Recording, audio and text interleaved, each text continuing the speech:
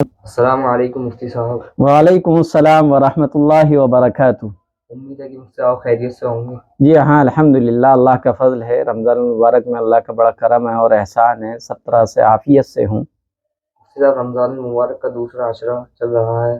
جو کہ ختم پر ہے، اس میں تیسرے عشرے میں جو کہ بڑی عبادت ہے اعتکاف، اس کے متعلق کچھ سوالات کر سکتا ہوں؟ جی بالکل، اعتکاف سے متعلق جو بھی سوالات کرنے ہیں کر لیجئے گا۔ مفتی صاحب، میرا پہلا سوال ہے، اعتکاف کیا ہے؟ اعتکاف ایک عبادت ہے، اور ایسی عبادت ہے جس کو اللہ کے رسول صلی اللہ علیہ وسلم نے ہجرت کے بعد مدینہ منورہ میں قیام کے دوران کبھی اس کو نہیں چھوڑا۔ آپ نے کچھ عبادتیں کبھی کی، کبھی نہیں کی، لیکن اعتکاف ایک ایسی عبادت ہے جس کو اللہ کے رسول صلی اللہ علیہ وسلم نے ہمیشہ کیا اور کبھی بھی اس کو نہیں چھوڑا۔ آپ کی جو مدنی زندگی ہے وہ 10 سالہ زندگی ہے، اور 10 سال میں آپ نے ہر سال اعتکاف کیا۔ یہ اعتکاف میں بیٹھنے والے کی مثال ایسی ہے جیسے کوئی شخص کسی بڑے آدمی کے در پر جا کر پڑ جائے اور اتنی اس سے ریکویسٹ کرے، اتنی درخواست کرے، اور درخواست جب تک اس کی قبول نہ ہو وہ وہاں سے نہ ٹلے۔ لہٰذا اگر حقیقتاً یہی حال ہو تو سخت سے سخت دل والا انسان بھی پسیج جاتا ہے، اور اللہ جل شانہ کی شان کریمی دیکھیے گا، وہ تو بخشش کے بہانے ڈھونڈتا ہے۔ آپ خود دیکھیے گا، رمضان المبارک صرف 30 دن یا 29 دن کا مہینہ، اور سال کے 11 مہینوں میں کیے جانے والے جرم اور گناہ اور پاپ اللہ تبارک و تعالی معاف کرنے کے لیے ایسا نظام دیتا ہے کہ رمضان المبارک میں بندہ توبہ کر لے، اللہ تعالیٰ سب گناہوں کو معاف کر دیتا ہے۔ تو اللہ کی شان کریمی ہے، وہ تو بخشش کا بہانہ ڈھونڈتی ہے بلکہ بے بہانہ رحمتیں عطا فرماتی ہے۔ اس لیے جب کوئی شخص اللہ کے دروازے پر دنیا سے کٹ کر آ کر پڑ جاتا ہے تو اس کے نوازے جانے میں کیا کوئی شک ہو سکتا ہے؟ اور اللہ جل شانہ کا اکرام فرمانے میں، اس کے بھرپور خزانے میں کوئی کمی نہیں ہے، وہ تو نوازتا ہی ہے۔ لہٰذا ایک اعتکاف میں بیٹھنے والا ہر طرح کی عبادت میں مشغول ہوتا ہے۔ آدمی سوتے جاگتے بھی اس کی عبادتوں میں ہی اس کا شمار ہوتا ہے، اس لیے اعتکاف ایک عبادت ہے۔ مفتی صاحب، اعتکاف کی فضیلت کیا ہے؟ اعتکاف کی فضیلت بہت زیادہ ہے، کیونکہ اعتکاف میں بیٹھنے والا بندہ اور بندی سوتے جاگتے اٹھتے بیٹھتے ہر حال میں وہ عبادت کرنے والے بندوں میں شمار ہوتا ہے، کیونکہ حدیث قدسی میں اللہ تعالیٰ فرماتا ہے کہ جو شخص میری طرف 1 ہاتھ قریب آتا ہے تو میں 2 ہاتھ قریب اس کے ہو جاتا ہوں، اور جو میری طرف آہستہ چل کر آتا ہے تو میں اس کی طرف دوڑ کر پہنچتا ہوں۔ اسی طریقے سے اعتکاف کرنے والے کے بارے میں اللہ کے رسول صلی اللہ علیہ وسلم نے فرمایا، ابن ماجہ کی روایت ہے کہ اعتکاف کرنے والا گناہوں سے بچا رہتا ہے، اور اس کے لیے بغیر کیے ہوئے بھی اتنی ہی نیکی لکھی جاتی ہیں جتنی کرنے والے کی لکھی جاتی ہے۔ مثلا اعتکاف میں بیٹھنے والا مریض کی عیادت نہیں کر سکتا، نماز جنازہ نہیں پڑھ سکتا، لیکن اس حالت میں بھی اس کو ان عبادتوں کا ثواب ملتا ہے۔ مفتی صاحب، اعتکاف کی شرائط کیا ہیں؟ جی، اعتکاف کی 3 شرطیں ہیں۔ سب سے پہلی بات یہ، جس مسجد میں اعتکاف کیا جائے اس میں 5 وقت نماز بجماعت ہوتی ہو۔ دوسری شرط ہے اعتکاف کی نیت سے ٹھہرنا۔ اگر کوئی بے قصد و ارادے ٹھہر جائے گا تو اعتکاف نہیں کہلائے گا،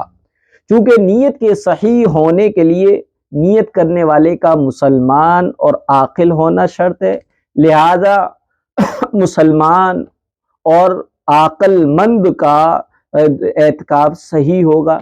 جو مسلمان نہیں ہے اس کا اعتکاف صحیح نہیں، جو عقل مند نہیں، پاگل ہے، دیوانہ ہے، مجنون ہے، اس کا بھی اعتکاف صحیح نہیں۔ اسی طریقے سے تیسری شرط ہے، اعتکاف میں بیٹھنے والا یا بیٹھنے والی حیض اور نفاس جو ماہواری کے دن ہوتے ہیں ان سے پاک ہو، اور جنابت یعنی ناپاکی سے بھی پاک ہو۔ بالغ ہونا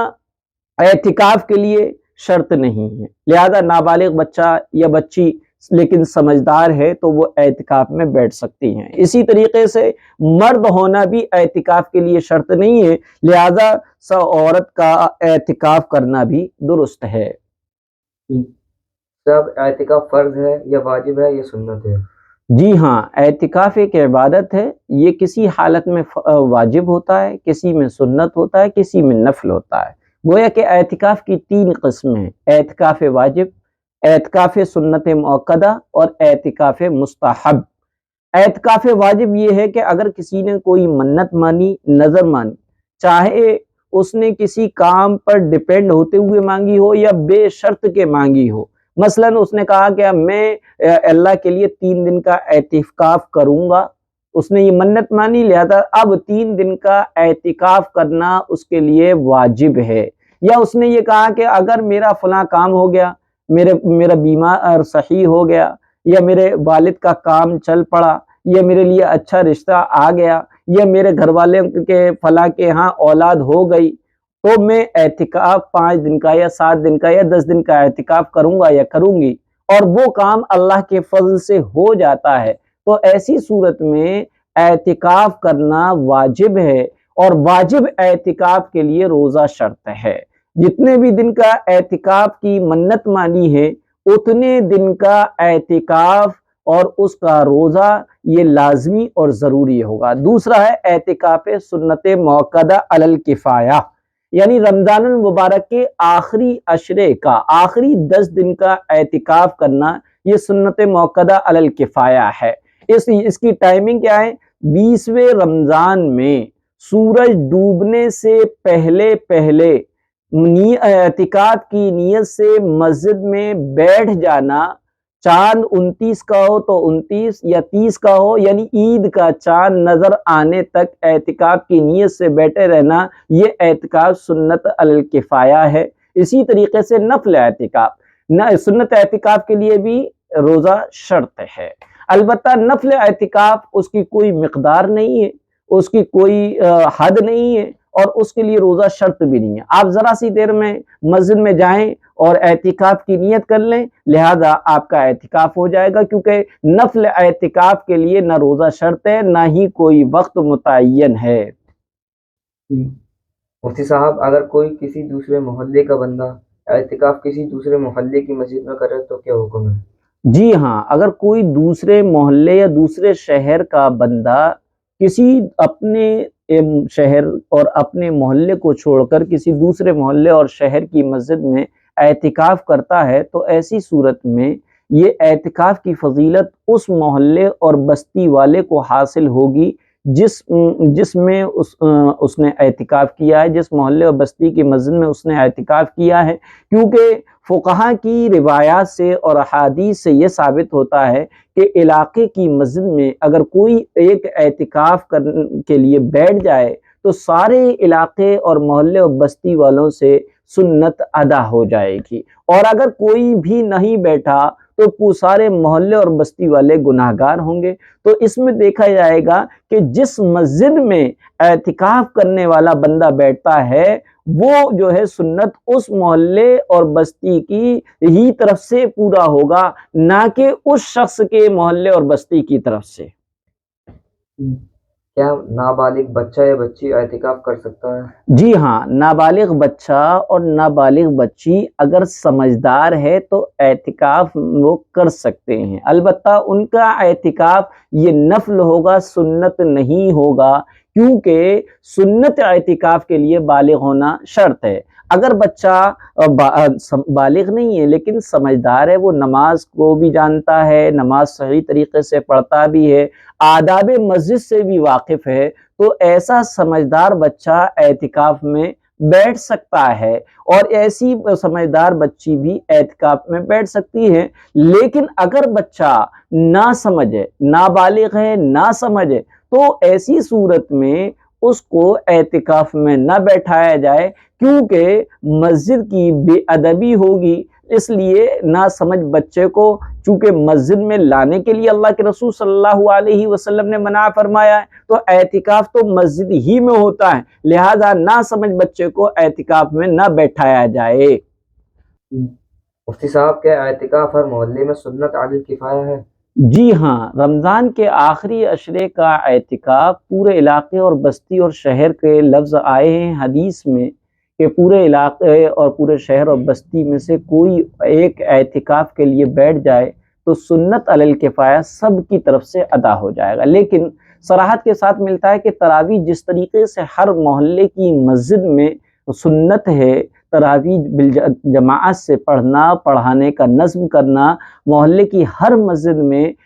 سنت ہے، تو اسی طریقے سے اعتکاف بھی شہر کے مختلف محلوں میں جو مختلف مسجدیں ہیں اس میں سے ہر محلے کی مسجد میں اعتکاف میں اگر بیٹھا جائے تو یہی زیادہ اولا اور بہتر ہے اور سنت علی الکفایہ جب ہی ادا ہوگا۔ مفتی صاحب اعتکاف کب سے کب تک ہے؟ جی، مسنون اعتکاف کب سے کب تک ہے؟ رمضان شریف کی 20ویں تاریخ کو 20ویں روزے کو سورج ڈوبنے سے تھوڑی دیر پہلے مسنون اعتکاف شروع ہوتا ہے اور رمضان کی 29 یا 30 تاریخ یعنی جس وقت عید کا چاند نظر آ جائے اس وقت تک رہتا ہے۔ اگر سورج ڈوبنے کے سے کچھ پہلے عید کا چاند نظر آ گیا تو غروب آفتاب تک اعتکاف میں بیٹھنا ضروری ہے۔ مفتی صاحب کیا پورے رمضان کا اعتکاف کر سکتے ہیں؟ جی ہاں، پورے رمضان کا اعتکاف کر سکتے ہیں، لیکن ایسی صورت میں پورے رمضان کے اعتکاف مسنون نہیں ہیں، بلکہ پیارے آقا حضرت محمد صلی اللہ علیہ وسلم نے پورے رمضان کا بھی اعتکاف کیا ہے۔ اور ایک روایت میں ملتا ہے کہ اللہ کے رسول صلی اللہ علیہ وسلم نے شب قدر کی تلاش و جستجو کے لیے پہلے 1 سال آپ رمضان کے پہلے عشرے میں اعتکاف فرماتے تھے، پھر دوسرے عشرے میں اعتکاف فرمایا، پھر تیسرے عشرے میں اعتکاف فرمایا۔ ایک روایت یہ کہ آپ نے پورے رمضان کے مہینے میں اعتکاف فرمایا، لیکن یہ اعتکاف اس لیے تھا تاکہ آپ شب قدر کی تلاش و جستجو کر سکیں۔ پھر جب آپ نے اپنی امت کو یہ پیغام دیا کہ تم شب قدر کو آخری عشرے میں تلاش کرو، اس لیے آخری عشرے کا یعنی رمضان کے آخری 10 دنوں کا اعتکاف سنت علی الکفایہ ہے۔ ہاں، 10 دن سے کم اگر کوئی اعتکاف کرتا ہے کمزوری کی وجہ سے، پورے آخر کے 10 دن کا اعتکاف نہ کر سکے، 3 یا 5 یا 7 دن کے بعد کا یا طاق راتوں کا 21، 23، 25، 27، 29 کا اعتکاف کرے تو ایسی صورت میں اعتکاف یہ مسنون نہیں ہوگا، بلکہ مسنون اعتکاف تو آخری عشرے کا ہے، آخری عشرے کی قید ہے مسنون اعتکاف کے لیے۔ اور جب یہ قید نہیں پائی جائے گی یعنی آخری عشرے کا پورا نہیں پایا گیا بلکہ طاق راتوں میں بیٹھا یا 5 یا 7 یا 9 دن بیٹھا، تو ایسی صورت میں یہ اعتکاف نفلی ہوگا، سنت اعتکاف نہیں ہوگا۔ مفتی صاحب روزہ نہیں رکھ سکتے تو کیا اعتکاف کر سکتے ہیں؟ ہاں، روزہ رکھنے کی طاقت نہیں ہے تو اعتکاف مسنون نہیں ہوگا۔ مسنون اور سنت اعتکاف کے لیے روزہ شرط ہے، لہذا روزے کے بغیر اعتکاف نفلی ہوگا، سنت والا اعتکاف نہیں ہوگا۔ مفتی صاحب کیا عورت اعتکاف کر سکتی ہے؟ جی ہاں، عورت اعتکاف کر سکتی ہے۔ عورت اپنے گھر میں جہاں نماز پڑھنے کی جگہ ہے وہیں اعتکاف کرے، اور اس جگہ اعتکاف کرنا اس عورت کے حق میں ایسا ہے جیسے مرد کے لیے جماعت سے ہونے والی مسجد میں اعتکاف کرنا، وہاں سے ضروری حاجت کے سوا دوسرے وقتوں میں نہ نکلے۔ اور عورت کے لیے یہ بھی جائز ہے کہ اپنے گھر میں نماز کی جگہ کے علاوہ اور جگہ بھی اعتکاف کرے، اور اگر اس کے گھر میں کوئی نماز کی جگہ متعین ہی نہیں ہے، کوئی مقرر نہیں ہے، جہاں جی چاہتا نماز پڑھ لیتی ہیں، تو کسی جگہ کو نماز کے لیے مقرر کر کے وہاں پر اعتکاف کرے۔ عورت کو اپنے گھر کی مسجد میں اعتکاف کرنا چاہیے۔ اگر گھر میں کوئی جگہ مسجد کے نام سے متعین اور مقرر نہ ہو تو کسی کونے کو، گھر کے کسی کونے کو یا کمرے کے کسی کونے کو اس کے لیے مخصوص کر لے، مسجد کے لیے مخصوص کر لے۔ عورتوں کے لیے اعتکاف بنسبت مردوں کے زیادہ سہل اور آسان ہے، ایزی ہے، گھر میں بیٹھے بیٹھے گھر کے کام بھی گھر کی لڑکیوں سے اپنی بیٹیوں سے لیتی رہیں اور مفت کا ثواب بھی حاصل کرتی رہیں، مگر اس کے باوجود عورتیں اس سنت سے گویا بالکل محروم ہی ہیں۔ وہ سمجھتی ہی نہیں ہے کہ اعتکاف ان کے لیے بھی سنت ہے، وہ تو یہ سمجھتی ہیں کہ اعتکاف تو صرف مرد بھی مسنون ہے۔ مفتی صاحب، کیا عورت کو اعتکاف کرنے کے لیے شوہر کی اجازت ضروری ہے؟ جی ہاں، عورت کے لیے شوہر کی اجازت ضروری ہے۔ عورت کا اگر شوہر ہے، یعنی عورت میرڈ ہے، شوہر والی ہے، تو اعتکاف اپنے شوہر کی اجازت کے بغیر نہ کرے، اور یہی حکم باندی کا ہے بغیر مالک کی اجازت کے وہ اعتکاف نہ کریں۔ اور اگر شوہر عورت کو اجازت دے چکا ہے، بیوی کو اجازت دے چکا ہے، پھر اس کے بعد اس کو شوہر کو منع کرنے کا اختیار نہیں ہے، اور اگر عورت نے اعتکاف کی نظر اور منت مانی تھی تو شوہر کو اختیار ہے کہ اس کو منع کرے یا اس کو اجازت دے دے۔ اور جب مرد عورت کے نکاح سے باہر ہو، یعنی انمیرڈ ہو، تو اس وقت اس کو اجازت کی ضرورت نہیں ہے، ماں باپ سے بھی اجازت کی ضرورت نہیں ہے، جو ہے اعتکاف میں بیٹھ جائے۔ مفتی صاحب، اگر عورت کو حالت اعتکاف میں حیض آ جائے تو کیا حکم ہے؟ بہت اچھا سوال ہے کہ بعض خواتین اعتکاف میں بیٹھ جاتی ہیں، لیکن دوران اعتکاف ان کو عذر پیش آ جاتا ہے، ماہواری اور حیض کا خون آ جاتا ہے، تو اب ایسی کنڈیشن میں وہ کیا کریں؟ یعنی اگر عورت کو حالت اعتکاف میں حیض آ جائے تو وہ اتنے دنوں کے اعتکاف کی قضا کرے گی یا نہیں کرے گی، یا اعتکاف برقرار رکھے گی یا اعتکاف وہیں پر توڑ دے گی؟ تو اس سلسلے میں سمجھا جائے کہ اعتکاف کی حالت میں اگر ماہواری کا خون یعنی حیض آ جائے تو اعتکاف فاسد ہو جاتا ہے، ٹوٹ جاتا ہے، ختم ہو جاتا ہے۔ البتہ جس دن میں حیض کا خون آیا تھا صرف اسی ایک دن کی قضا واجب ہے، لہذا عید کے بعد ایک دن اعتکاف کے لیے بیٹھ جائے، اس میں روزہ بھی شرط ہے۔ لہذا اعتکاف کی حالت میں اگر حیض آ جائے تو اعتکاف ختم ہو جاتا ہے، لیکن سارے دنوں کا اعتکاف کرنا کی قضا اس پہ واجب نہیں ہے۔ مثلا کوئی عورت اعتکاف میں بیٹھی، ابھی 3 دن اعتکاف میں بیٹھی تھی کہ چوتھے دن اس کو حیض آ گیا، تو ایسی کنڈیشن میں وہ اس کا چوتھے دن جیسے ہی حیض کا خون آ جائے وہ اعتکاف سے اٹھ جائے، اس کا اعتکاف ختم ہو گیا۔ اب اس کے بعد عید میں جو ہے اسی چوتھے جس دن اس کو حیض کا خون آیا اسی دن کی صرف قضا کرے، باقی دنوں کی قضا کرنا ضروری نہیں، نہ ہی پورے 10 دنوں کی قضا کرنی ہے، بلکہ صرف اور صرف اسی دن کے اعتکاف کی قضا ہے جس دن اس کو خون آیا تھا۔ مفتی صاحب، کیا ازواج مطہرات نے اعتکاف کیا ہے؟ جی ہاں، ازواج مطہرات اور امہات المؤمنین پیارے آقا حضرت محمد صلی اللہ علیہ وسلم کی جو پاک بیویاں تھیں ان کو ازواج مطہرات کہتے ہیں، اور وہ امت کی مائیں تھیں، اس لیے ان کو امہات المؤمنین بھی کہتے ہیں۔ حضرت عائشہ صدیقہ رضی اللہ تعالی عنہ سے روایت ہے کہ رسول اللہ صلی اللہ علیہ وسلم رمضان کے آخری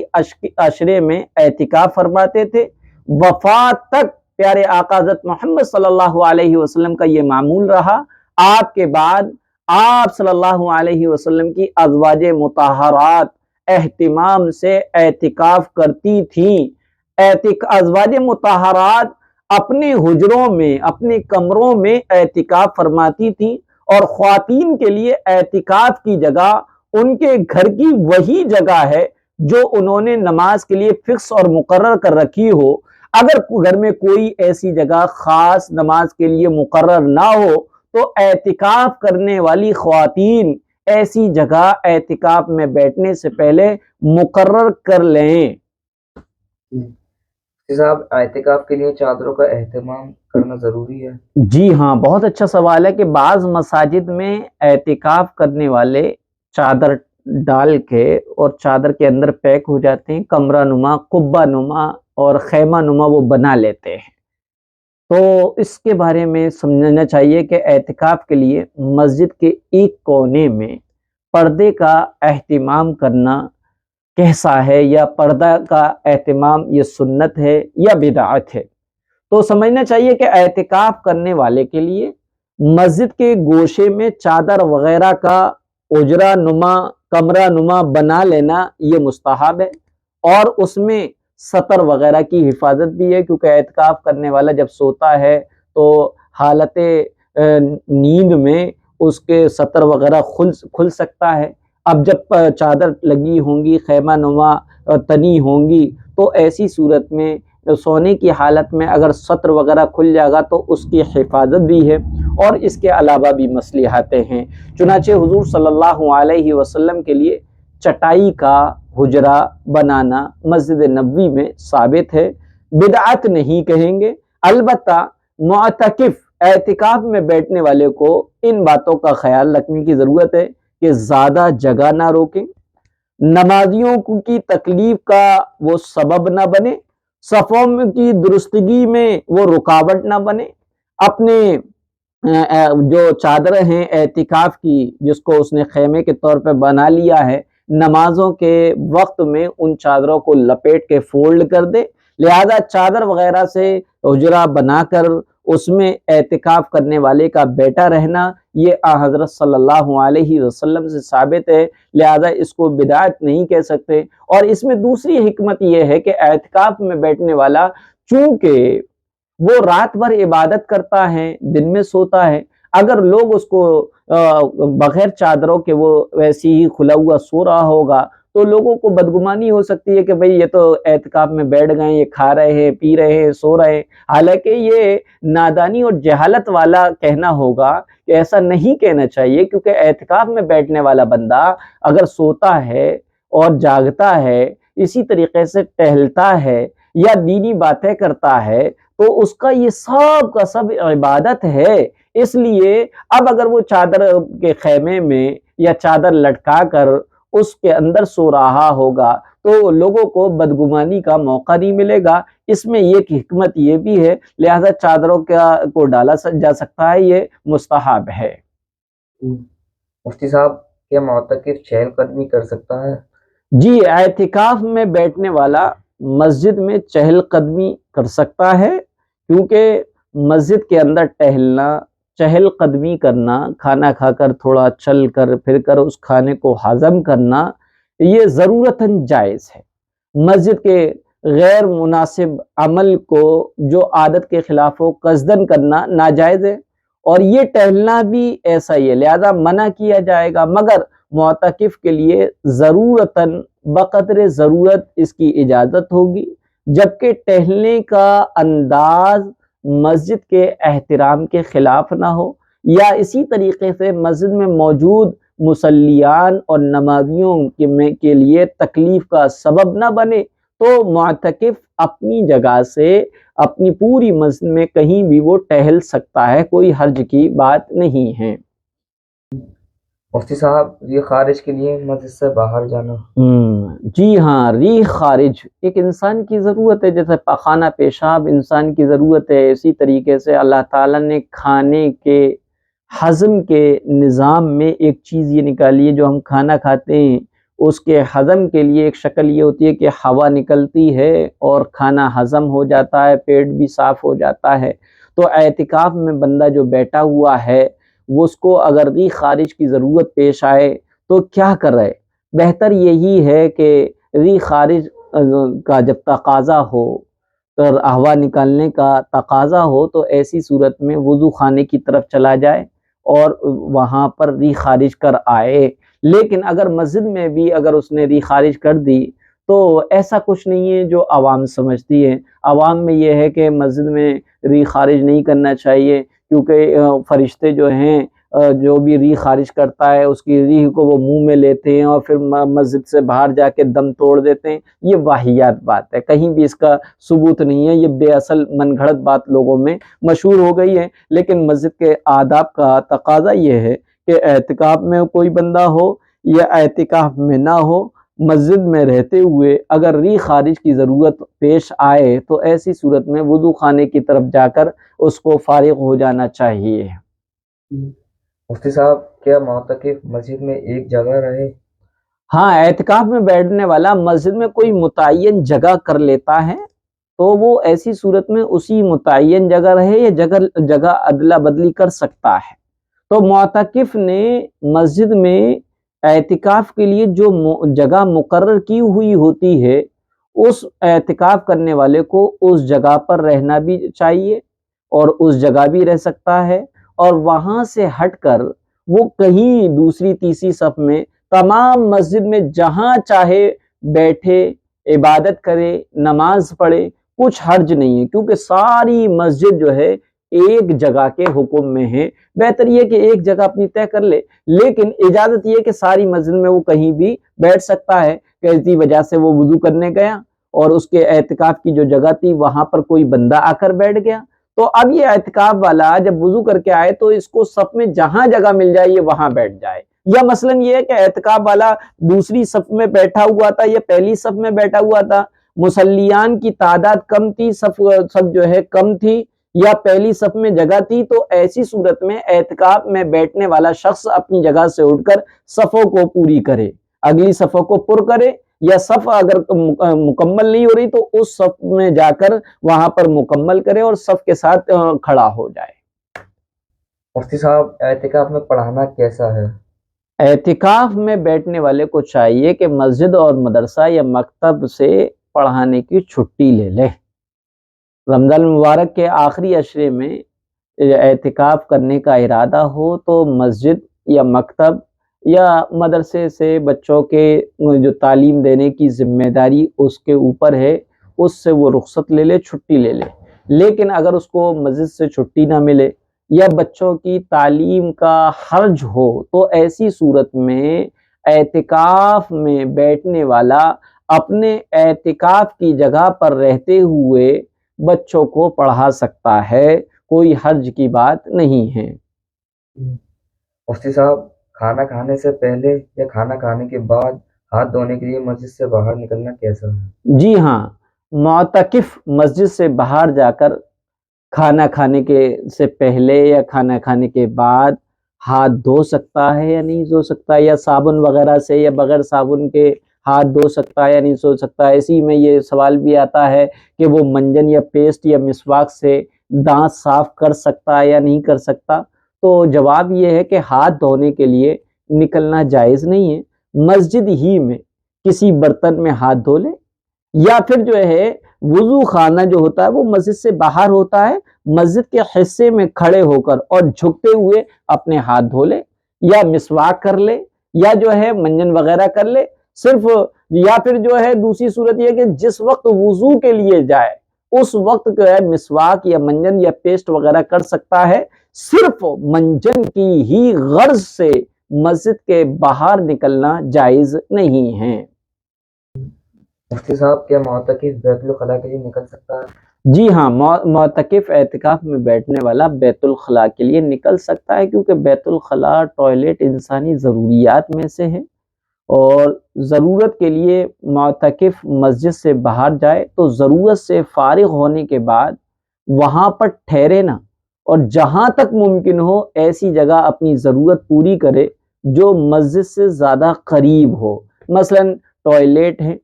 ٹوائلٹ کے لیے اگر مسجد ہی میں کوئی جگہ ہے، مسجد میں ٹوائلٹ بنے ہوئے ہیں، تو ایسی صورت میں مسجد کے ٹوائلٹ ہی یوز کرے، اور اگر مسجد میں ٹوائلٹ نہیں ہے بلکہ اس کے اپنے گھر پر ہیں اور اس کا اپنا گھر دور ہے اور کوئی پڑوسی اس کا رشتہ دار یا متعلقین کو اعتراض نہیں ہے اس کے گھر پہ جانے کا، اور اس کا گھر قریب ہے مسجد سے، تو بہتر یہ کہ اپنے متعلق پڑوسی یا رشتہ دار کے گھر پہ ٹوائلٹ کر لے۔ لیکن اگر ان کو اعتراض ہو تو ایسی صورت میں اپنے گھر بھی جا سکتا ہے، لیکن آج کل مساجد میں ٹوائلٹ وغیرہ ہوتے ہیں لہذا ٹوائلٹ وغیرہ کے لیے جا سکتا ہے۔ اور البتہ یہ ہے کہ کسی کسی کی طبیعت ایسی ہوتی ہے کہ اپنے گھر سے وہ مانوس ہوتے ہیں، ان کی پوٹی ہوتی ہی نہیں ہے، اپنے ٹوائلٹ ہی میں جا کر ان کی ہوتی ہے، تو ایسی صورت میں یہ ضرورت ہے، ضرورت کے وقت جایا جا سکتا ہے۔ مفتی صاحب، معتکف کا ٹوائلٹ کے لیے انتظار کرنا کیسا ہے؟ جی ہاں، اگر ٹوائلٹ خالی نہیں ہے تو کیا اعتکاف میں بیٹھا ہوا شخص جب ٹوائلٹ کے لیے جائے تو وہیں پر کھڑے ہو کر ٹوائلٹ کے خالی ہونے کا ویٹ اور انتظار کر سکتا ہے؟ تو اس کا جواب یہ ہے، ایسی ضرورت کے وقت وہاں انتظار نہ کرے، بلکہ ٹوائلٹ میں اگر کوئی ہے تو مسجد میں آ جائے۔ جب وہ بندہ نکل جائے تو پھر مسجد سے وہ ٹوائلٹ میں چلے جائے، وہیں پر کھڑے ہو کر انتظار کرنا بہتر نہیں ہے۔ اگر وہیں پر رہ کر اگر انتظار کر لیا تو اس کا اعتکاف فاسد نہیں ہوگا، ٹوٹے گا نہیں، لیکن بہتر یہی ہے کہ انتظار مسجد میں آ کے کرے، وہیں پر کھڑے نہ رہے۔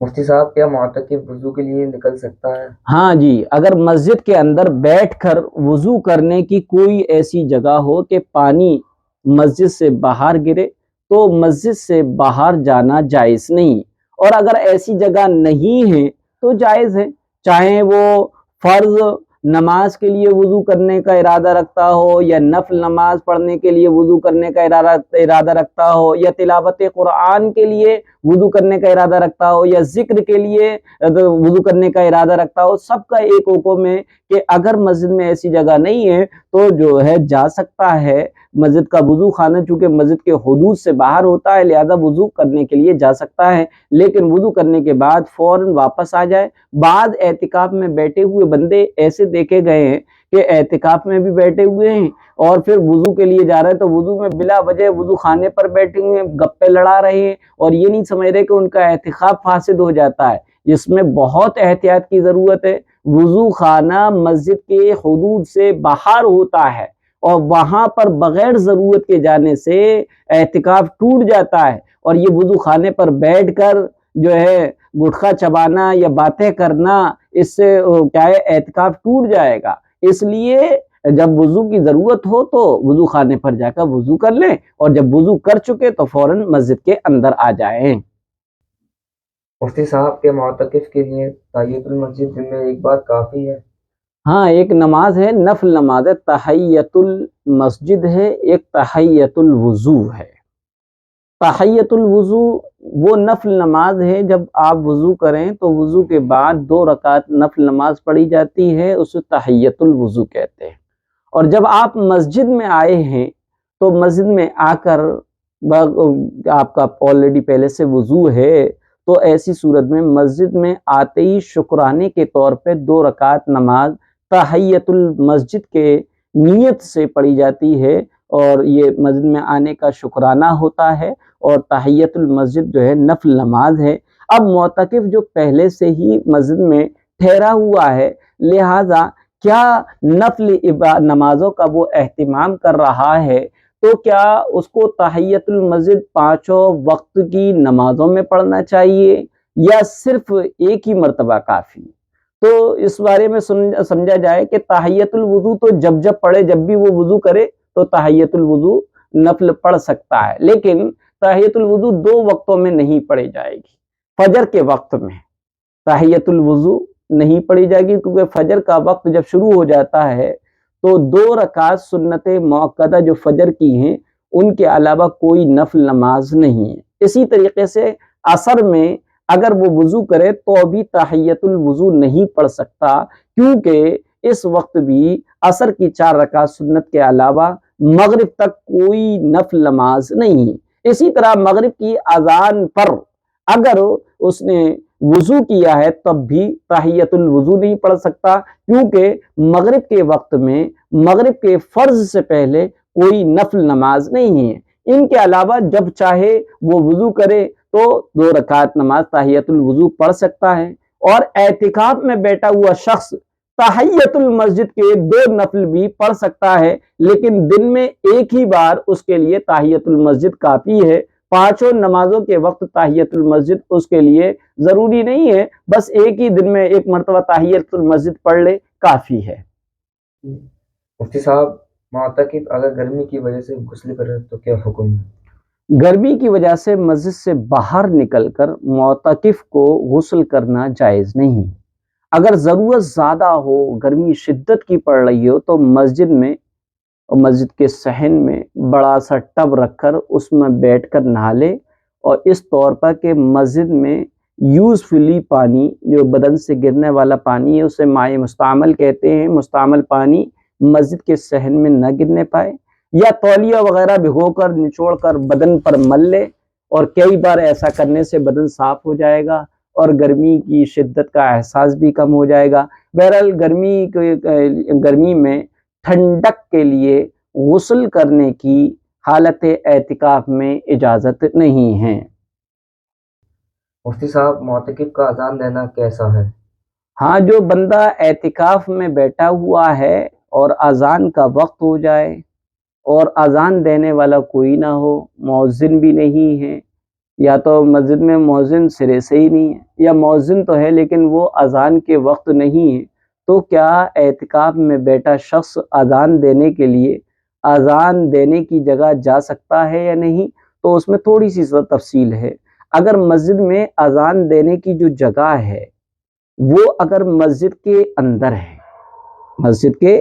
ہے تو وہاں اعتکاف کرنے والا بہرحال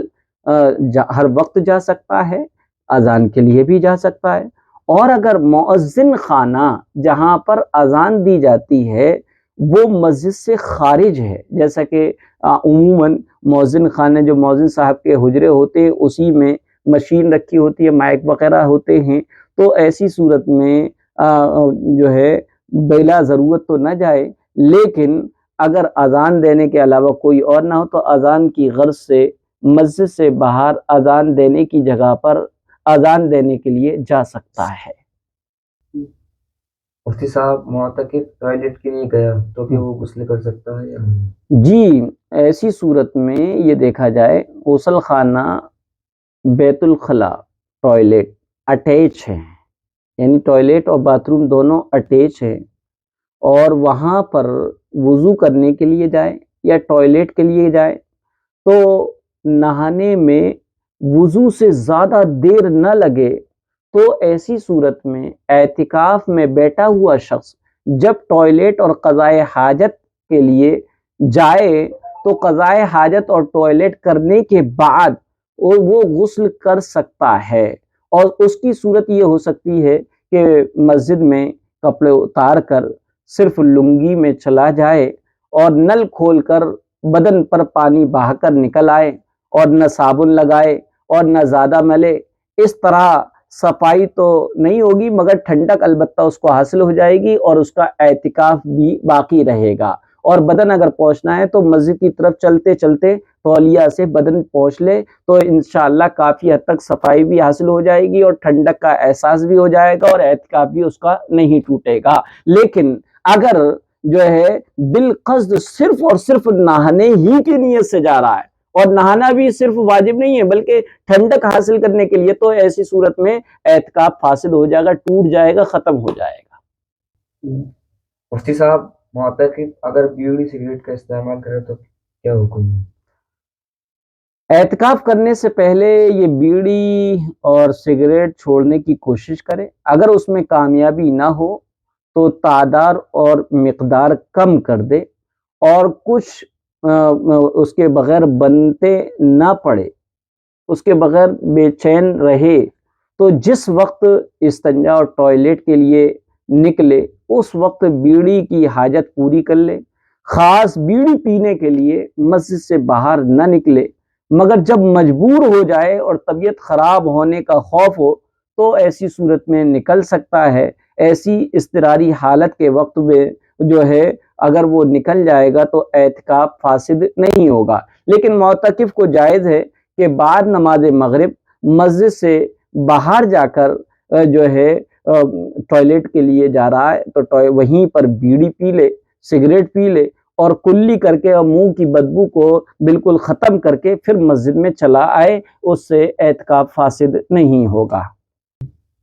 مفتی صاحب، معتکف اخبار پڑھ سکتا ہے؟ معتکف حالت اعتکاف میں جو ہے اخبار نہ پڑھے، کیونکہ اخبار میں بہت گندی گندی تصویریں بھی ہوتی ہیں، عورتوں کی تصویریں ہوتی ہیں، ایڈ وغیرہ آتے ہیں، تو عام حالت میں اعتکاف اخبار پڑھنے کا طریقہ یہ ہے کہ جیسے کہ یہ تصویر ہے تو اعتکاف اگر وہ اخبار پڑھے تو تصویر پہ ہاتھ رکھ کے پڑھے تاکہ بد نظری نہ ہو، کیونکہ اس کو دیکھنا بھی بدنگاہی ہی ہے، بد نظری ہے جو کہ گناہ کا سبب ہے۔ اس لیے اخبار عام حالتوں میں بھی پڑھے تو جہاں پر تصویر ہے اس تصویر کی جگہ پہ ہاتھ رکھے اور پھر اس کے بعد اخبار پڑھے، لیکن حالت اعتکاف میں اخبار نہ پڑھے، کیونکہ اخبار میں فحش اور گندی تصویریں بھی ہوتی ہیں، اور پھر جو ہے دنیا سے کٹنا بھی نہیں ہوا، حالانکہ اعتکاف کی اصل روح ہے دنیا والوں سے تعلق توڑ کے اللہ کے در پر آ کر پڑ جانا۔ اس لیے بہتر یہ ہے کہ اعتکاف کی حالت میں اخبار نہ پڑھے، لیکن اگر کوئی پڑھ لیتا ہے اعتکاف کی حالت میں اخبار تو اس کا اعتکاف ٹوٹے گا نہیں۔ مفتی صاحب، معتکف مسجد کی چھت پر جا سکتا ہے؟ ہاں، اگر مسجد کی چھت کا زینہ جو ہے داخل مسجد ہے تو ایسی صورت میں وہ مسجد کے زینے سے چڑھ کر مسجد کی چھت پر جا سکتا ہے، اعتکاف میں کوئی خرابی نہیں آئے گی۔ البتہ مسجد کی چھت کا زینہ مسجد سے باہر ہے تو ایسی صورت میں مسجد کی چھت پر نہ جائے، اگر چلا گیا تو اس کا اعتکاف فاسد ہو جائے گا، ٹوٹ جائے گا، باقی نہیں رہے گا۔ ہاں، البتہ اس نے بیٹھتے وقت یہ نیت کر لی تھی مسجد کی چھت کا زینہ مسجد کے باہری حصے میں ہے، اور معتکف نے بیٹھتے وقت یہ نیت کر لی تھی کہ وہ مسجد کی چھت پر جائے گا، تو ایسی صورت میں اگر وہ معتکف مسجد کی چھت پر اس زینے سے جو مسجد کے حدود سے باہر ہے اس پہ سے چڑھ کر جاتا ہے تو اس کا اعتکاف فاسد نہیں ہوگا۔ مفتی صاحب، اعتکاف کے آداب کیا کیا ہیں؟ اعتکاف کرنے والے کے لیے اعتکاف کے 8 باتوں کا خیال رکھنا ہے، اور یہی اعتکاف کے آداب ہی ہیں۔ اعتکاف کے آداب میں نمبر 1، معتکف پہنے ہوئے کپڑوں کے علاوہ بھی لباس لے کر آئے، کیونکہ کوئی کپڑے 1 آدھ 2 جوڑی زائد لے کر آئے، کیونکہ بعض اوقات لباس بدلنے کی، کپڑے بدلنے کی ضرورت پڑ سکتی ہے۔ دوسرا چیز، اگر اعتکاف کی مدت متعین ہے، مدت پہنچ جائے، یعنی عید کا چاند نظر آ جائے تو عید کی رات مسجد ہی میں گزارے، تاکہ مسجد سے نکل کر عیدگاہ کی طرف روانگی ہو، اور ایک عبادت اعتکاف اور دوسری عبادت نماز عید کے ساتھ مل جائے، اور یہ چاند نظر آنے کے بعد جو رات ہے وہ لیلۃ الجائزہ ہے، اس رات کی فضیلت بھی حاصل ہو جائے۔ لہذا اعتکاف میں بیٹھا ہوا شخص اگر چاند نکل آتا ہے تو اس صورت میں گھر پہ چلا جائے، لیکن عید کی رات جسے چاند رات کہتے ہیں اس کو بھی مسجد ہی میں گزارے۔ تیسرا ادب یہ کہ مسجد کے اندرونی حصے میں ٹھہرے، یعنی اعتکاف کرے، تاکہ بات چیت سے خلل واقع نہ ہو، لوگوں کے بات کرنے سے ذکر اور تلاوت میں کوئی خلجان نہ ہو۔ اسی طریقے سے اعتکاف رمضان کے مہینے میں ہو، اسی طریقے سے شب قدر پانے کی امید میں آخری 10 دنوں کے اندر ہو، کیونکہ انہی دنوں میں شب قدر کا ہونے کا غالب گمان ہے۔ اسی طریقے سے 5ویں چیز ہے اعتکاف 10 دن سے کم نہ ہو۔ اسی طریقے سے 6ٹھی چیز ہے اچھی بات کے علاوہ اور کوئی بات چیت نہ کرے، خاص طور پر غیبت، چغلیاں تو بالکل نہ کرے، بیہودہ، فحش، گالی گلوچ، اسی طرح گانا سننا سنانا یہ تو ہرگز نہ کرے، اس سے اعتکاف کی روح بالکل ختم ہو جاتی ہے۔ بلکہ خاموش اچھی بات کرے، خاموش رہنا بھی غلط ہے۔ بعض لوگ یہ سمجھتے ہیں کہ بالکل خاموش رہنا عبادت ہے، نہیں، بالکل خاموش رہنا نہیں، اچھی بات کر سکتا ہے، دین کی بات سیکھ سکتا ہے، سکھا سکتا ہے، لیکن کوئی ایسی بات نہ کرے جس کا دنیا اور آخرت میں کوئی بھی فائدہ نہ ہو۔ اسی طریقے سے اعتکاف کے لیے سب سے اچھی مسجد کا انتخاب کیا جائے، مثلا مسجد حرام ہے،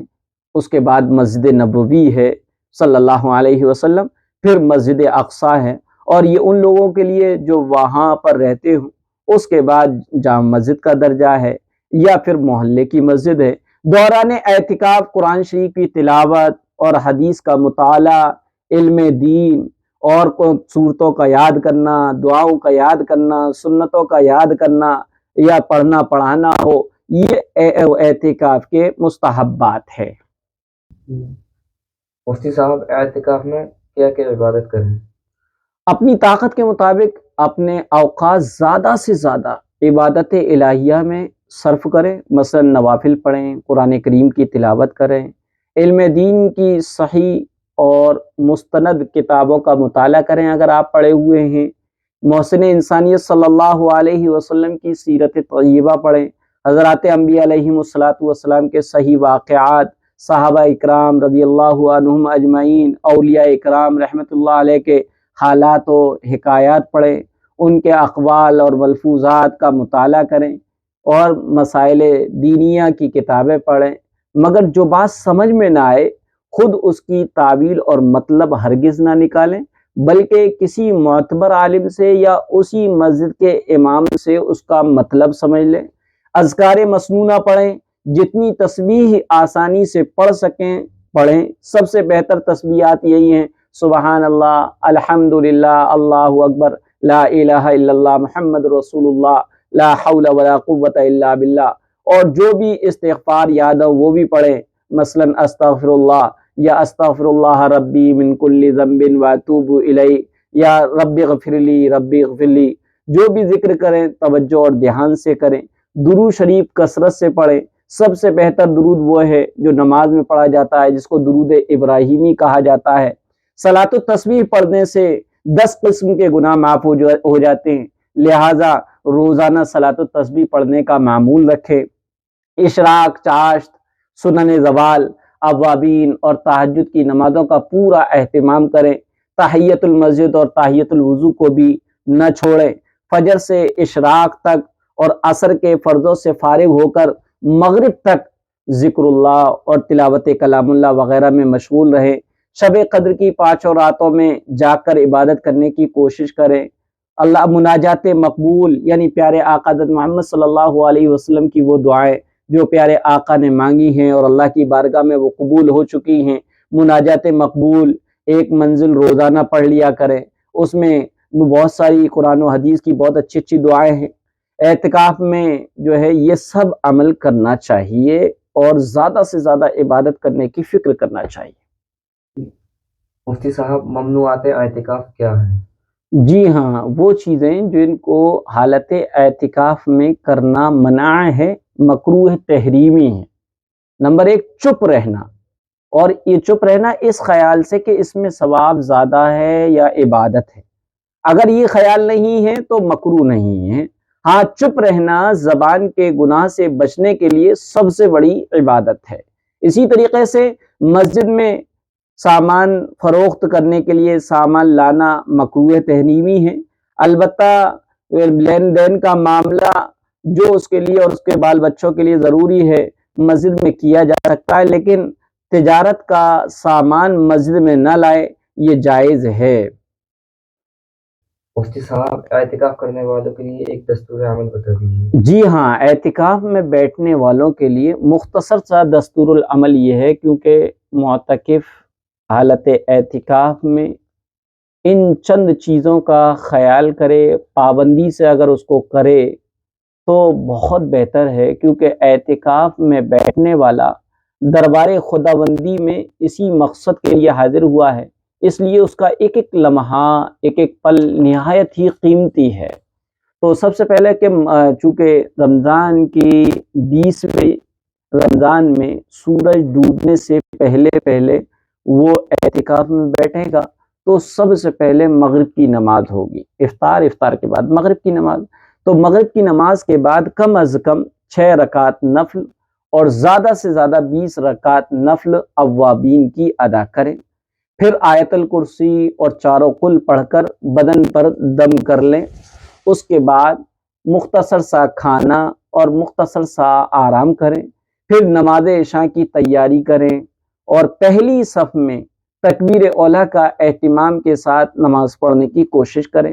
عشاء کی نماز اور تراویح سے جب فارغ ہو جائیں تو علم دین حاصل کرنے اور اس پر عمل کرنے کی نیت سے کوئی دینی کتاب کا مطالعہ کریں، یا اس مسجد کے امام صاحب یا کسی عالم دین کے درس میں شرکت کر لیں۔ اگر وہاں پر اس مسجد میں کسی عالم دین کا درس کرنے کا یا خلاصۃ التفسیر یا تراویح میں پڑھے جانے والے پارے کی تفسیر کرنے کا کوئی معمول اور نظام ہو تو اس میں کیا ہے، شرکت کر لیں۔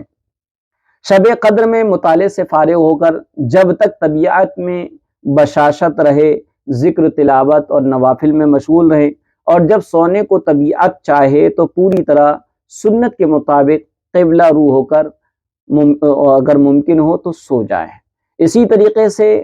گرمی کے موسم میں صبح 3 بجے کم سے کم نیند سے بیدار ہو جائے،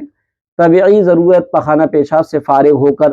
سنت کے مطابق وضو کریں، تحیت المسجد اور تحیت الوضو اور تہجد کی نفلیں ادا کریں، نیز نوافل سے فارغ ہو کر کچھ دیر خاموشی کے ساتھ مراقبے کی کیفیت میں بیٹھ کر ذکر و اذکار اور تسبیحات میں مشغول رہیں، پھر خاموشی سے خوب رو رو کر اپنی تمام مقاصد کے لیے اور دنیا و آخرت کی کامیابی کے لیے دعا مانگیں۔ صبح صادق سے کوئی پون گھنٹے پہلے سحری کھائیں اور سحری سے فارغ ہو کر نماز فجر کی تیاری کریں، صف اول اور تکبیر اولیٰ کا خیال رکھیں، جب تک نماز کے انتظار میں رہیں استغفار کرتے رہیں، نماز فجر سے جب فارغ ہو کر آیت الکرسی اور چاروں قل پڑھ کر پورے جسم پر دم کریں اور سبحان اللہ، الحمدللہ، اللہ اکبر، استغفر اللہ اور درود شریف کی ایک ایک تسبیح پڑھیں۔ اشراق کے وقت کم از کم 2 اور زیادہ سے زیادہ 8 رکعت نفل ادا کریں، پھر آرام کریں اور چاشت کے وقت نیند سے بیدار ہو کر کم از کم 2 اور زیادہ سے زیادہ 12 رکعت نفل چاشت کی ادا کریں اور جتنا ہو سکے صحیح تلفظ کے ساتھ اور خوبصورت آواز کے ساتھ کلام پاک کی تلاوت کریں۔ جب زوال ہو جائے یعنی سورج پورب سے نکل کر بالکل بیچ بیچ آسمان پہ پہنچنے کے بعد پچھم کی طرف ڈھلنے لگے، اسے زوال کہتے ہیں، جب زوال ہو جائے تو 4 رکعت نفل سنن زوال ادا کریں اور نماز ظہر کے انتظار میں پہلی صف میں بیٹھیں اور تکبیر اولیٰ کا اہتمام کریں اور ظہر سے فارغ ہو کر صلاۃ التسبیح پڑھیں اور تلاوت کریں، پھر اگر تھکن محسوس ہو تو کچھ آرام کر لیں،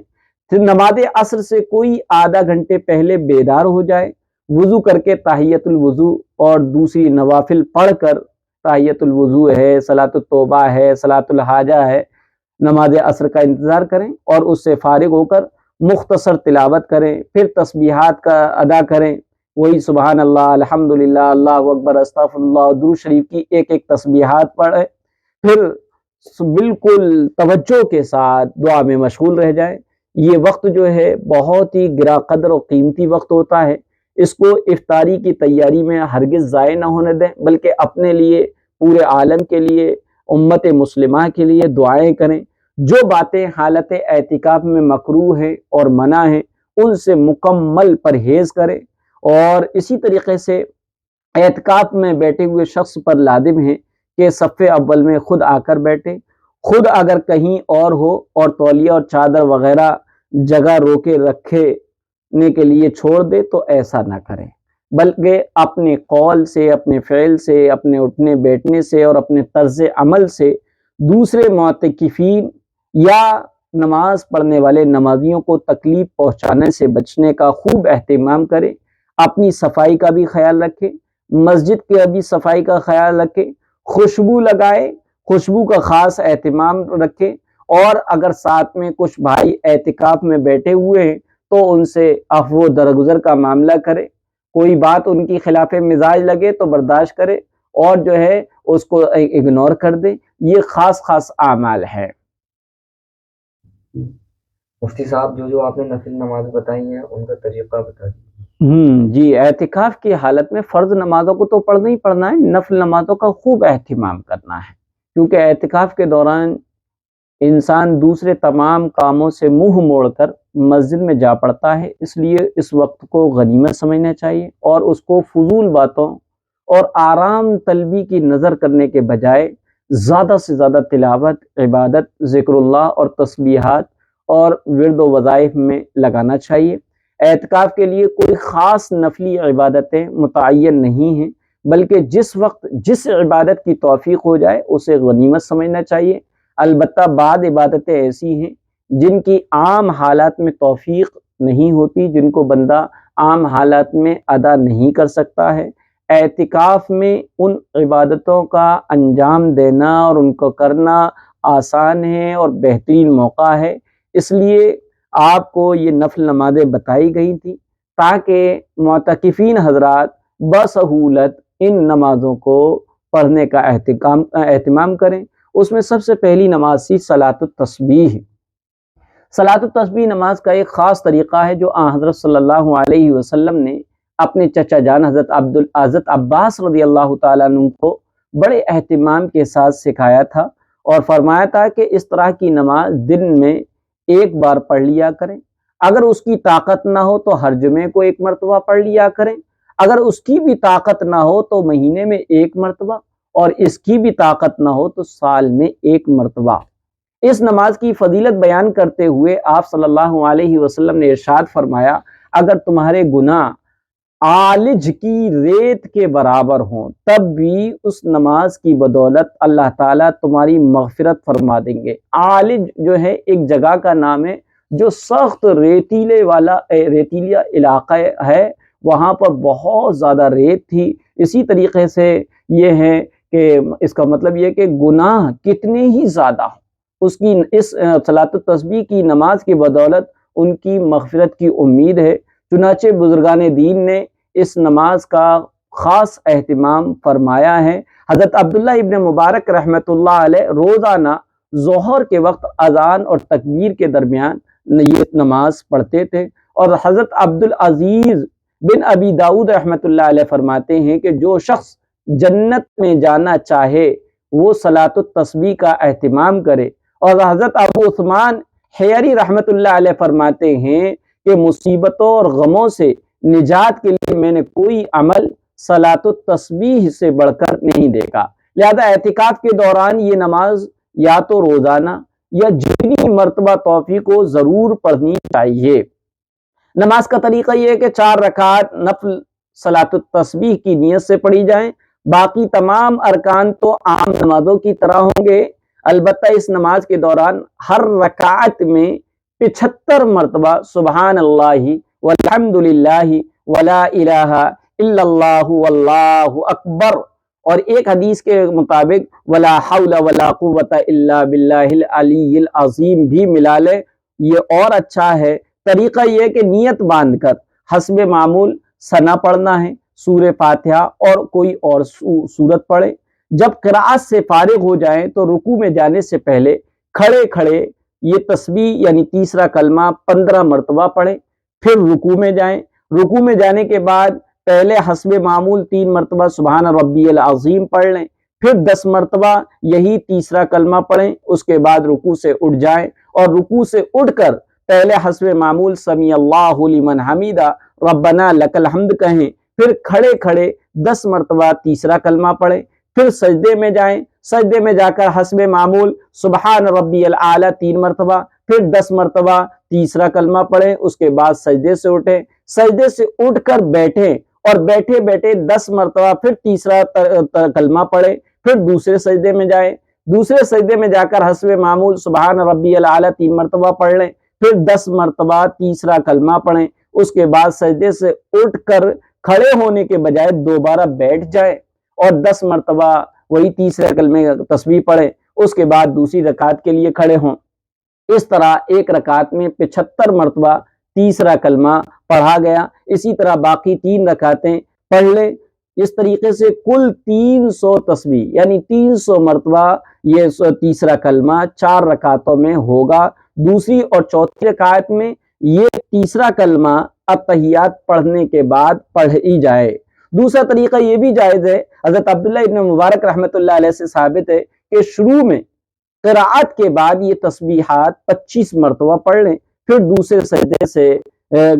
تک 10 مرتبہ پڑھتے رہیں، اور دوسرے سجدے کے بعد بیٹھ کر نہ پڑھیں بلکہ سیدھے کھڑے ہو جائیں۔ تسبیحات کی تعداد خود بخود یاد رہتی ہے تو کوئی بات ہی نہیں، تو انگلیوں پر نہیں گننا چاہیے۔ اگر کسی کو بھول ہو جاتی ہو تو انگلیوں پر گننا جائز ہے۔ اگر کسی ایک رکن میں تسبیحات پڑھنا بھول گئے تو اگلے رکن میں اس کی قضا کر لیں۔ اسی طرح ایک رکعت میں 75 تسبیحات پوری ہو جائیں۔ البتہ بہتر یہ ہے کہ رکوع کی بھولی ہوئی تسبیحات قومے میں یعنی رکوع سے کھڑے ہو کر جو کھڑے ہوتے اس قومے میں قضا نہ کریں، بلکہ سجدے میں جا کر کریں، اور پہلے سجدے کی بھولی ہوئی تسبیحات سجدوں کے درمیان جو بیٹھتے ہیں اسے جلسہ کہتے ہو، اس میں قضا نہ کریں بلکہ دوسرے سجدے میں جا کر قضا کریں۔ جی، صلاۃ الحاجت، جب کسی انسان کو دنیا اور آخرت کی کوئی ضرورت پیش آئے تو آن حضرت صلی اللہ علیہ وسلم نے نماز حاجت پڑھنے کی تلقین فرمائی ہے۔ نماز حاجت پڑھنے کے مختلف طریقے مشائخ رحمۃ اللہ سے منقول ہیں، لیکن اس کا جو سنت طریقہ ہے، جو روایت حدیث میں بیان ہوا ہے، وہ یہ ہے کہ 2 رکعتیں نفل صلاۃ الحاجت کی نیت سے پڑھیں۔ نماز کا طریقہ عام نفلی نمازوں کی طرح ہوگا، کوئی فرق نہیں، البتہ نماز سے فارغ ہو کر الحمدللہ کہے، درود شریف پڑھے، پھر جو ہے دعا مانگے، اگر اپنی زبان میں مانگے بہتر ہے، یہ دعا مانگے لا الہ الا اللہ الحلیم الکریم، سبحان اللہ رب العرش العظیم، الحمدللہ رب العالمین، اسألک موجبات رحمتک وعزائم مغفرتک والغنیمت من کل بر والسلامت من کل اثم، لا تدع لی ذنبا الا غفرتہ ولا ہما الا فرجتہ ولا حاجت ہی لک رضا الا قضیتها یا ارحم الراحمین۔ اس کے بعد جو حاجت، جو ضرورت بھی آپ کو ہے اپنی زبان میں اس کی دعا مانگیں۔ صلاۃ الحاجت ہر دنیاوی اور اخروی ضرورت کے لیے پڑھی جا سکتی ہے، لیکن اگر اسے پڑھ کر اللہ سے یہ دعا کی جائے کہ یا اللہ مجھے اور میرے گھر والوں کو دین پر عمل کرنے اور اتباع سنت کی توفیق عطا فرمائے، ہمارے گناہوں کی مغفرت فرما اور جنت نصیب فرما، تو انشاءاللہ بڑا نفع ہوگا۔ بعض مستحب نمازیں بڑی فضیلت اور ثواب کی حامل ہیں، یوں تو مسلمانوں کو چاہیے کہ ہمیشہ ان کا اہتمام کرے، لیکن خاص طور سے اعتکاف کے دوران ان کی پابندی آسان ہے۔ اگر اعتکاف میں ان کی پابندی کر لیں گے تو اللہ تعالیٰ سے دعا کی جائے کہ باقی دنوں میں بھی ان کی توفیق ہو جایا کرے، تو کوئی بعید نہیں ہے اللہ تعالیٰ اعتکاف کی برکت سے ان تمام مستحبات نماز کا عادی بنا دے۔ چنانچہ ایک نماز ہے تحیۃ الوضو، ہر وضو کے بعد 2 رکعتیں تحیۃ الوضو کے طور پر پڑھنا مستحب ہے۔ صحیح مسلم میں حدیث ہے ما من احد یتوضأ ویحسن الوضوء ویصلی رکعتین یقبل بقلبہ ووجہہ علیہما الا وجبت لہ الجنہ،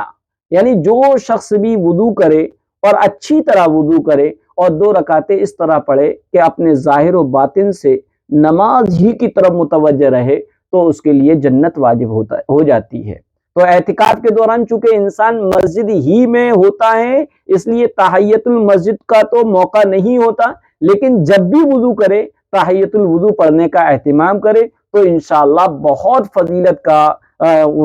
سبب ہوگا۔ تحیۃ الوضو کا کوئی خاص طریقہ نہیں ہے، عام نمازوں کی طرح یہ بھی پڑھی جائے گی، البتہ بہتر یہ ہے کہ یہ نماز اعضائے وضو کے خشک ہونے سے پہلے پڑھ لی جائے۔ جو وضو کرتے ہیں، وضو میں جو بدن کے حصے گیلے ہوتے ہیں، ان کو خشک کرنے سے پہلے پڑھ لی جائے۔ اگر کسی وجہ سے تحیۃ الوضو کا وقت نہ ملے تو سنت موقدہ یا فرض نماز شروع کرتے وقت اسی میں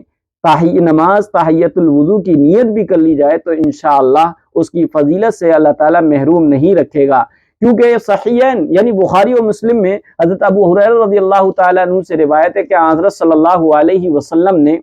حضرت بلال حبشی رضی اللہ تعالیٰ عنہ سے فرمایا کہ اے بلال، مجھے یہ بتاؤ کہ اسلام لانے کے بعد تمہارا وہ عمل کون سا ہے جس کے بارے میں تمہیں سب سے زیادہ امید ہو کہ اللہ تعالیٰ اس کی بدولت تم پر رحمت فرما دیں گے، اس لیے کہ میں نے جنت میں اپنے سامنے تمہارے جوتوں کی چاپ اور آہٹ سنی ہے۔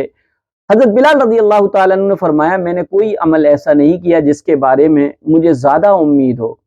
اس کے بنسبت کہ میں نے دن اور رات میں جس وقت بھی کبھی وضو کیا ہو، اس وضو سے جتنی بھی توفیق ہوئی نماز ضرور پڑھی۔ اسی طریقے سے نماز اشراق ہے۔ نماز اشراق وہ نماز ہے جو سورج نکلنے کے بعد پڑھی جاتی ہے۔ اشراق کی 2 رکعتیں ہوتی ہیں اور جب سورج نکل کر ذرا بلند ہو جائے تو یہ نماز پڑھی جاتی ہے۔ اس میں افضل یہ ہے کہ انسان نماز فجر کے بعد اپنی جگہ پر ہی بیٹھے رہے، تسبیحات یا تلاوت کلام اللہ میں مشغول رہے، اور جب سورج نکل آئے اور نکل کر تھوڑا بلند ہو جائے تو 2 رکعتیں پڑھ لے۔ حضرت انس بن مالک رضی اللہ تعالیٰ عنہ سے روایت ہے کہ رسول اللہ صلی اللہ علیہ وسلم نے فرمایا، جس شخص نے فجر کی نماز جماعت کے ساتھ ادا کی اور پھر سورج نکلنے تک وہیں بیٹھا رہا اور اللہ کا ذکر کرتا رہا، پھر 2 رکعتیں اشراق کی پڑھیں تو اس کو 1 حج اور 1 عمرے کے برابر ثواب ملے گا، پورے حج اور عمرے کا۔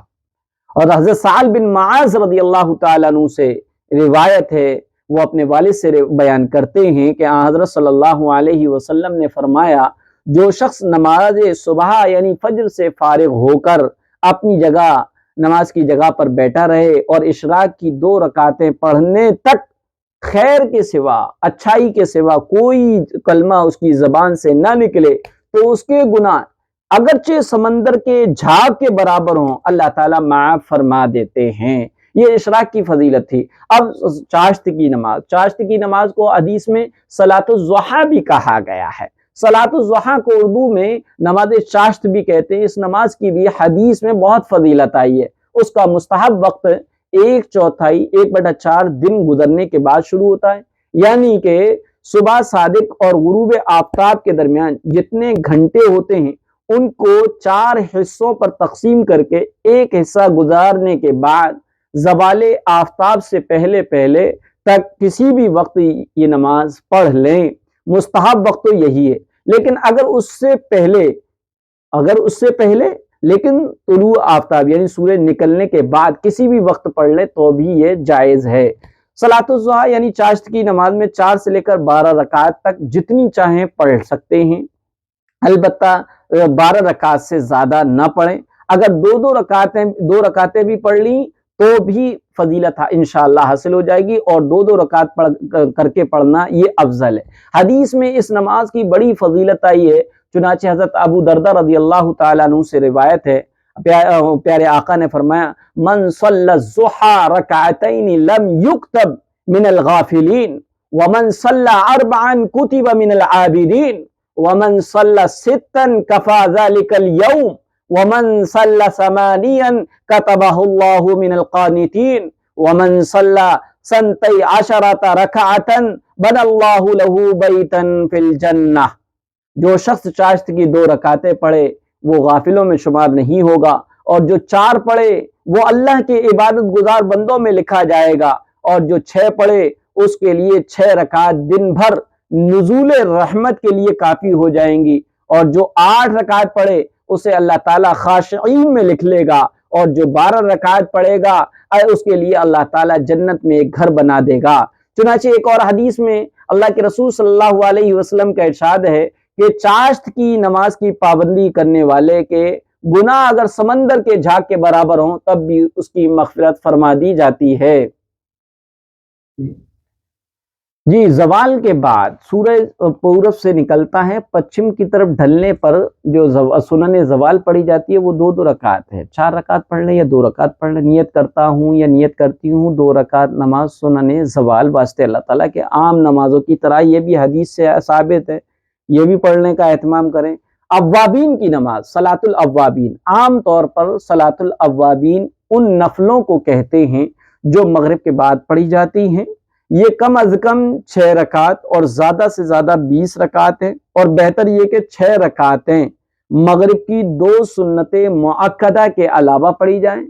اگر وقت کم ہو تو سنت مؤکدہ سمیت 6 پوری کر لی جائیں، تب بھی انشاءاللہ صلاۃ اوابین کی نماز کی فضیلت حاصل ہو جائے گی۔ حدیث میں اوابین کی نماز کی بڑی فضیلت آئی ہے۔ حضرت ابو ہریرہ رضی اللہ تعالیٰ عنہ سے روایت ہے کہ حضرت صلی اللہ علیہ وسلم نے ارشاد فرمایا، جو شخص مغرب کے بعد 6 رکعتیں اس طرح پڑھے کہ ان کے درمیان کوئی بری بات زبان سے منہ سے نہ نکالی ہو تو یہ 6 رکعت اس کے لیے 12 سال عبادت کے برابر شمار ہوں گی۔ اور حضرت عائشہ رضی اللہ تعالی عنہا سے روایت ہے، جس شخص نے مغرب کے بعد 20 رکعت پڑھی اللہ تعالیٰ اس کے لیے جنت میں ایک گھر بنا دیں گے۔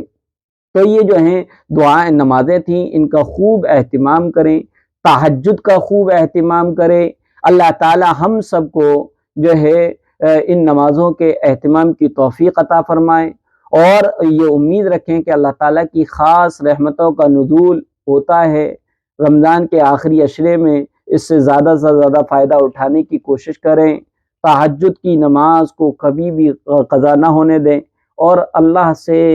اپنے اس رمضان میں مغفرت چاہیں، کیونکہ ہو سکتا ہے کہ ہماری زندگی کا یہ آخری رمضان ہو، پھر دوسرا رمضان ہمیں نصیب بھی ہو یا نہ ہو۔